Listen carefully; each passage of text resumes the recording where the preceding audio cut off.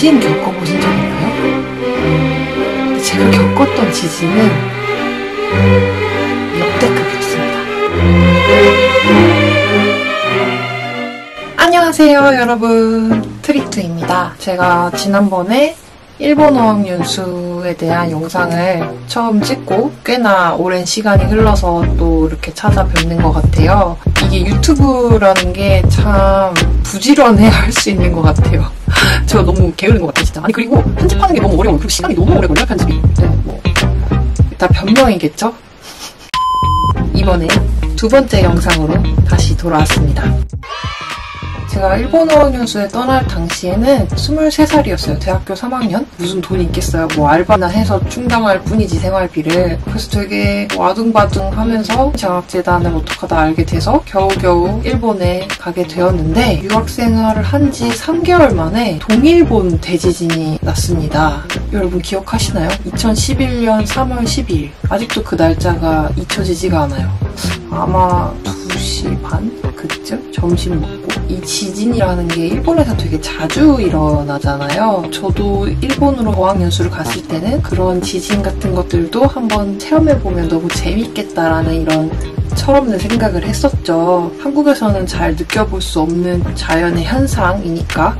근데 그날 겪었던 지진은 진짜 역대급이었습니다. 전무후무했던 지진. 진도가 9.2였던 걸로 기억해요. 그때 당시에 제가 기말고사를 보는 중이었어요.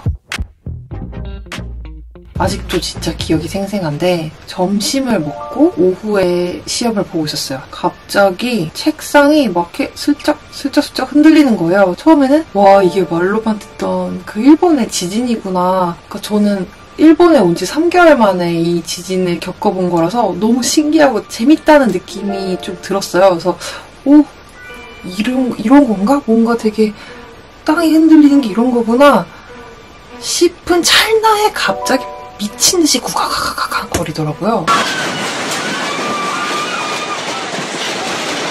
진짜 말 그대로 갑자기 건물이 막 이렇게 흔들리고, 책장이 막 이렇게 막 흔들리더니 책들이 막 하나씩 다 무너지고, 책상들이 마구마구 날뛰고,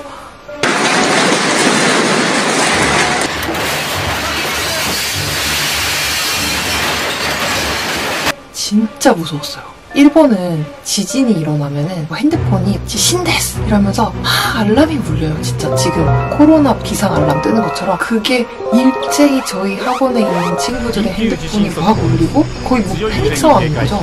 어떻게 해야 될지 모르겠더라고요. 이런 지진을 겪어본 적이 없으니까. 한국 사람들은 지진에 대한 대피 교육을 뭐 제대로 받아본 적이 없잖아요. 다들 멘붕, 패닉, 다 소리 지르고 막 이러고 있는데, 다행히 이제 저는 그때 기말고사 테스트를 보던 중이라서 감독관에 일본인 선생님이 계셨어요. 근데 이제 그 선생님이 침착하라고 하면서 책상 밑에 일단 들어가라고 해서 이 큰 지진이 멈출 때까지 살짝 들어가 있었는데, 와, 진짜 그 지진이 꽤나 오래 갔어요. 뉴스로는 6분간 지속됐다고 했는데 체감상 더 길었던 것 같아요. 그리고 그 큰 지진이 끝나고 살짝 이제 멈춰있는 찰나에 복도에서 사람들이 막 내려가는 소리가 들렸어요. 저희가 2층인가 3층인가 그랬었는데 5층에 있던 친구들이 막 이렇게 내려왔나? 근데 그쪽 복도 소리가 막 우왕좌왕하니까 저희 교실의 앞분단에 있던 친구가 갑자기 소리를 지르면서 막 뛰어나가는 거예요. 그러더니 선생님이 지금 빨리 탈출하세요 막 이러면서 막 이렇게 나가고 비상벨이 울리고, 진짜 말 그대로 패닉이었어요. 그래서 저도 책상 밑에 숨어 있다가 너무 무서워서 막 진짜 계단으로 뛰쳐 내려갔죠. 엘리베이터 당연히 사용하면 안 되고요. 사람들이 진짜 공포에 질린 모습으로 내려가는데 진짜 죽을 수도 있겠구나 싶었어요. 저는 진짜 정신이 없어서 아무것도 안 챙기고 그냥 그래도 핸드폰은 손에 쥐고 나갔더라고요. 핸드폰 하나 달라고 들고 계단을 내려가는데 제 뒤에 있던 어떤 학생은 기말고사 시험지랑 적을 거 다 가지고 내려가더라고요. 너 진짜 인정, 리스펙.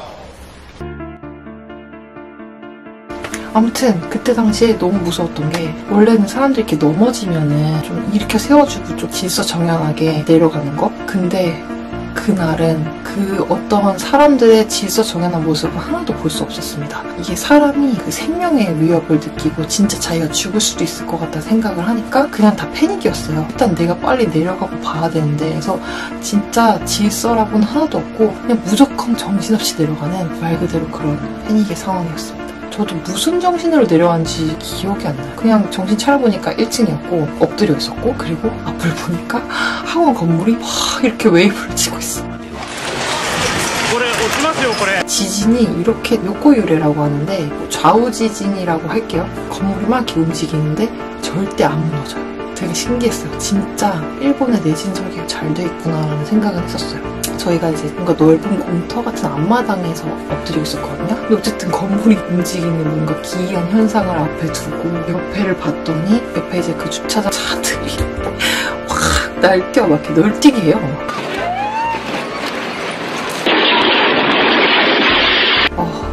지금 생각해도 아찔한 순간이었어요.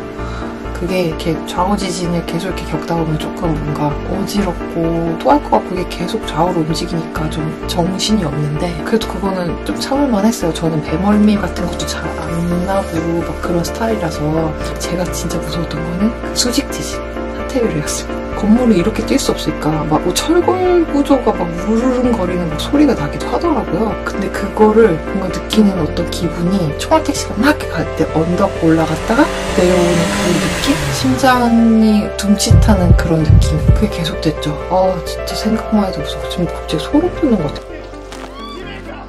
그런 광경들을 보면서 내 몸이 막 이렇게 내 의지와는 상관없이 이렇게 움직이고 있는 거를 느끼면서 든 생각이, 난 진짜 이 지구상에서 개미 같은 존재? 난 언제든지 죽을 수 있구나.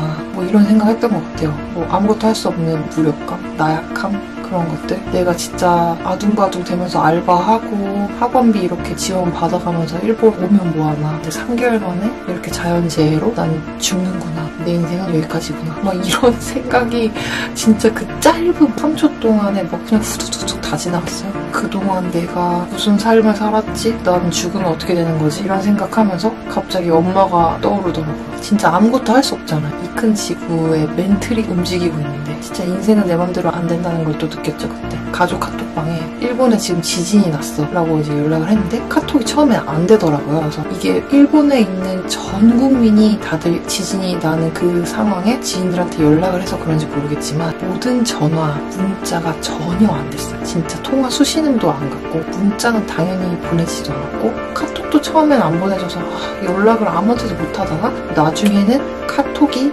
되더라고요. 일본에 있는 내선 전화와 문자는 계속 안 됐었는데 카톡이 이제 되니까 가족 카톡방에 지금 지진 났어 일본에 이렇게 보냈어요. 급하게. 근데 동생이 먼저 읽더라고요. 그러더니 동생 이놈 새끼가 지진 어때? 재밌어? 크크크크크크라고 보냈어요.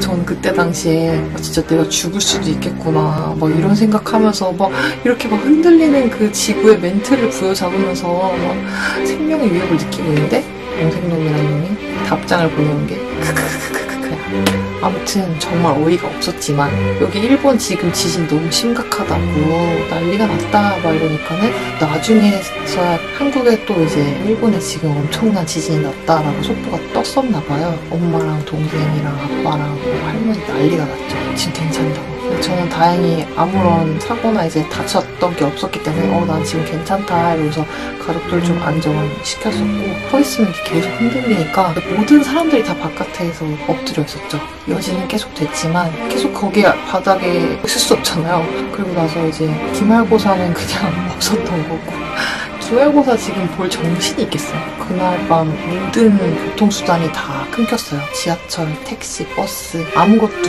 운행하지 않았었고 집에 갈 수 없으니까 학원 앞에 있는 기숙사에서 이제 머무르는 친구 집에서 저도 같이 자기로 했죠. 그때 친구 셋이랑 한 방에서 잤었는데 친구들의 반응이 전 더 무서웠던 것 같아요. 얘가 너무 불안해하고 말니까 나도 괜시리 더 불안한 거예요. 여진도 막 약한 여진이 있고 진짜 강진인가 싶을 정도로 큰 지진이 있는데 잠을 잘 수가 없었어요. 그때 기숙사에서 TV를 잠깐 틀었었는데 뉴스 속보가 계속 떴어요. 정말 실시간으로. 강진 이후에 후쿠시마에 지금 쓰나미가 올 거니까 모두들 대피하시라고. 津波警報が出ました。命を守るため今すぐ逃げてください。 이런 속보를 봤었거든요. 그래서 그때 당시에는 그 쓰나미도 또 그렇게 많은 사람의 목숨을 뺏어갈 정도의 엄청난 쓰나미인지 몰랐죠. 아무튼 그때 자고 나서 다음날 아침에 지하철 버스들이 다니긴 시작했어요. 대신 자주 다니는 게 아니라 배차 간격이 굉장히 길었고, 그래서 한 지하철에 정말 콩나물시루처럼 사람들이 되게 많이 있었던 걸로 기억하고, 몇 차 저 차 해서 가와사키에 와서 이모와 정말 눈물의 재회를 했죠. 이모랑 사촌 동생들도 얼마나 놀랐을까요? 근데 그때 당시에 제가 기숙사에서 자고 있는 동안 그렇게 쓰나미가 엄청나게 와서 후쿠시마를 완전 다 없애버렸어요. 그냥 그 후쿠시마 마을 자체가 카오스가 된 거예요. 그때 당시에 쓰나미 영상을 막 보는데 진짜 무서웠어요. 그냥 차들과 집들이 물에 떠밀려서 거의 뭐 장난감 자동차처럼 막 떠내려 다니고 막 집도 떠내려 다니고.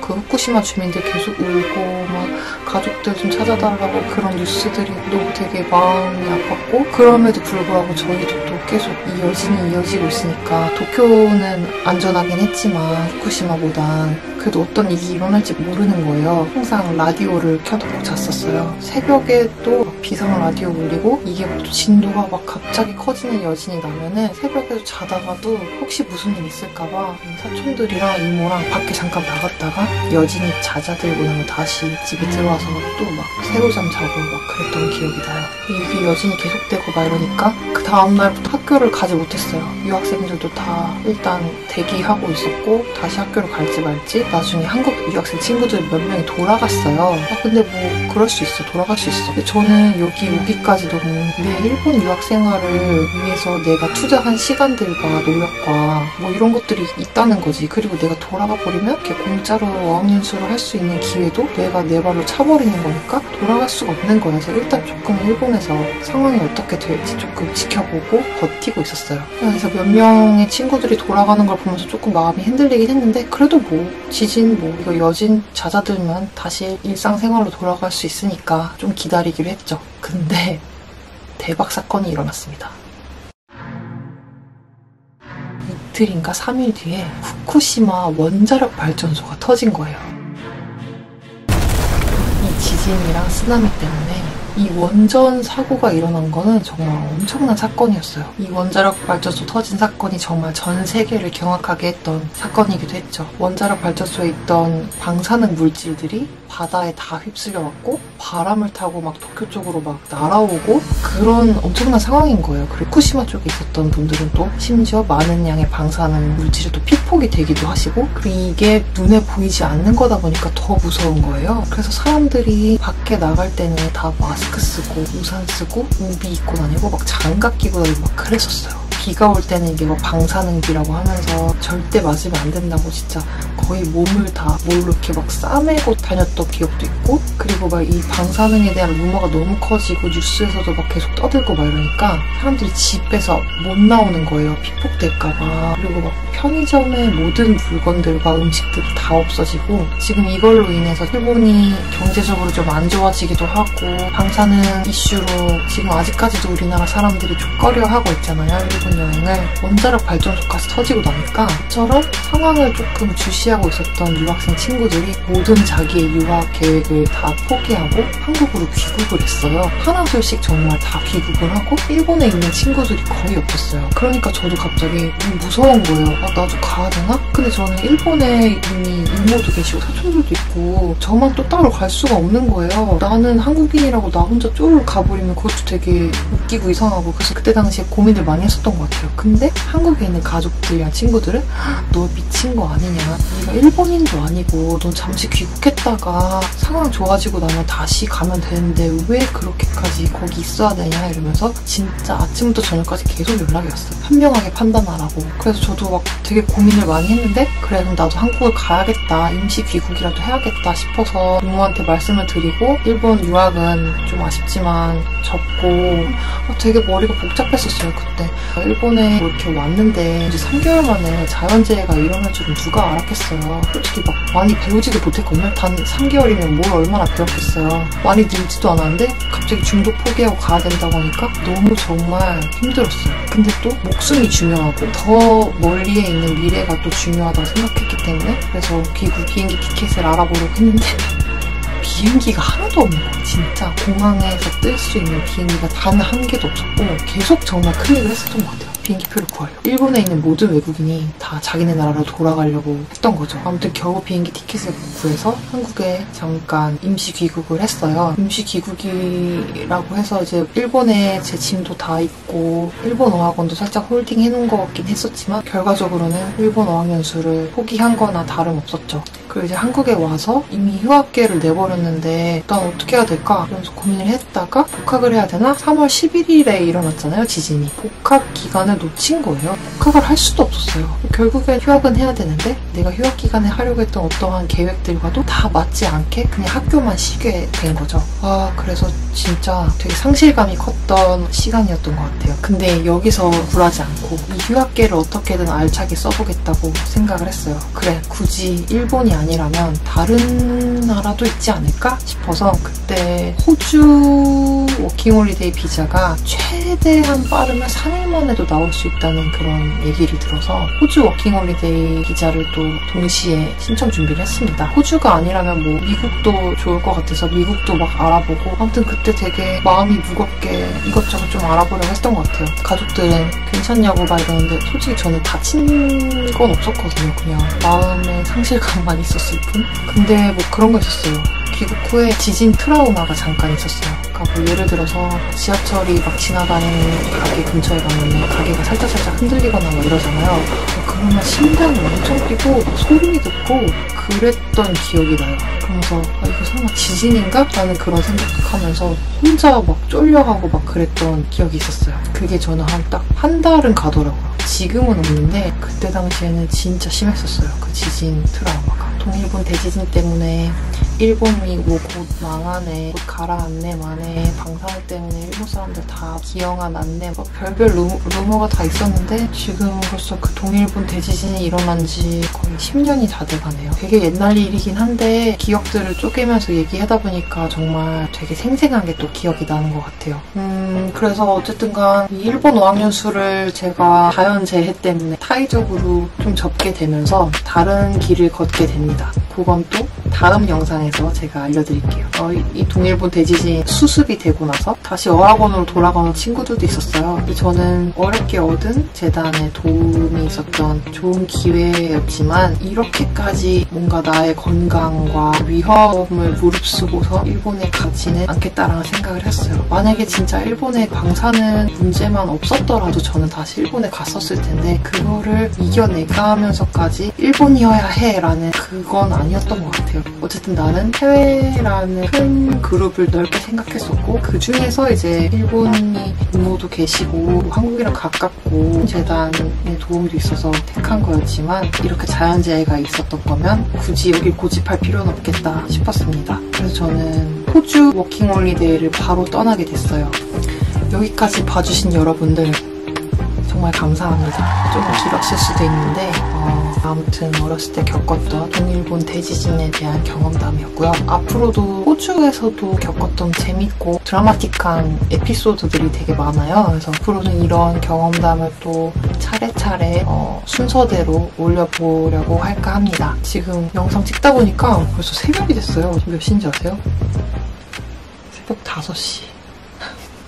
빨리 자야겠습니다. 이제 다음번엔 조금 더 새벽에 찍는 게 아니라 좀 더 재밌고 뭔가 좀 발랄한 텐션으로 한번 찍어볼게요. 오늘 영상은 좀 지진에 관련된 거라서 저도 좀 다운되고 새벽이라서 또 좀 새벽 감성으로 조용조용하게 찍게 됐는데 네, 아무튼 봐주셔서 감사하고 다음 영상도 기대 많이 해주시길 바랍니다. 그럼 다음 영상에서 봬요. 안녕.